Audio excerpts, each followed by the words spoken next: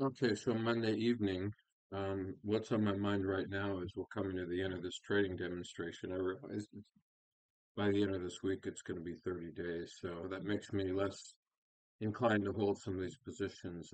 But this thesis that I've been talking about with the um, long commodities, short bonds, short stocks, um, long currencies appears to be working out fairly well in view of today.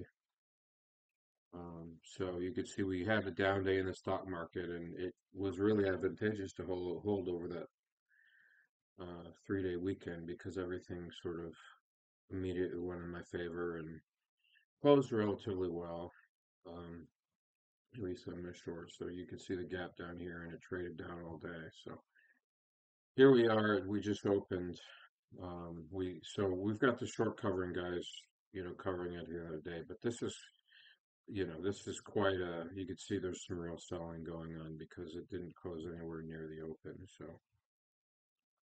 But like I said, I'm inclined to just close out some of these positions.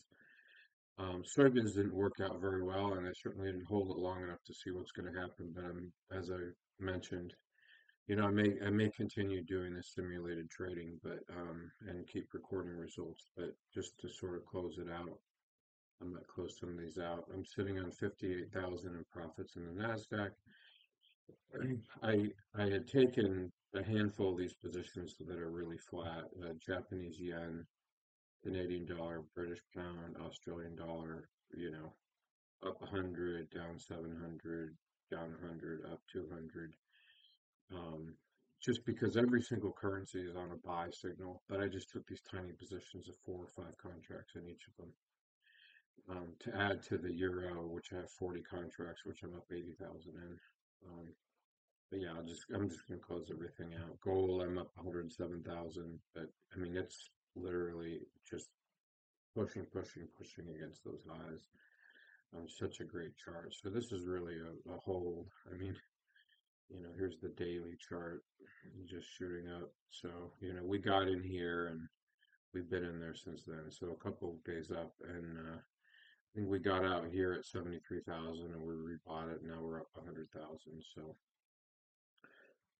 but the euro, it's nice to see the euro finally shine for us. We had a nice breakout of the euro today, but it's not holding at that high.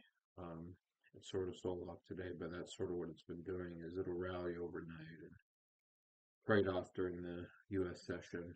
So everything still looks good. You see British pound, I mean, just holding at its highs. It certainly had a big momentum move up today. But yeah, all the currencies, yen as well, and yen's holding up here at its highs.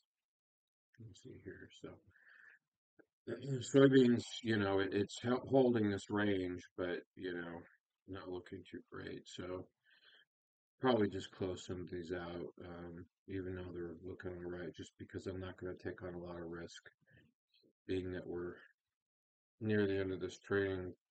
We'll try and get back through it. But yeah, Friday we booked that $30,000, $35,000 loss in crude oil. And the last day in crude oils, we're going to have to take another loss. But it is sort of following what I thought.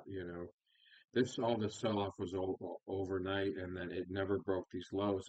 The stock market was breaking lows all day. Copper came down a little bit from its highs, but copper's been another donkey that hasn't worked that well. But crude oil found support, and it's just been sort of trading higher. So I think crude oil's gonna be all right to stay as a long. But yeah, copper just because gold's been so strong, it's been strong enough to sort of hold copper up. I think we shorted it here, so it sort of went up, and we're out of the money a little bit on this. Yeah, I think we shorted here, and we're here, so we'll take a small loss on that. But we'll see. We'll sort of keep an eye out for maybe some shorter term opportunities later this week. But I don't want to hold these positions, too much longer because if they sort of don't do much the rest of the week, I don't want to get caught on the wrong side of something. So I'm going to go ahead and close things out, and we'll wait and see what happens tomorrow.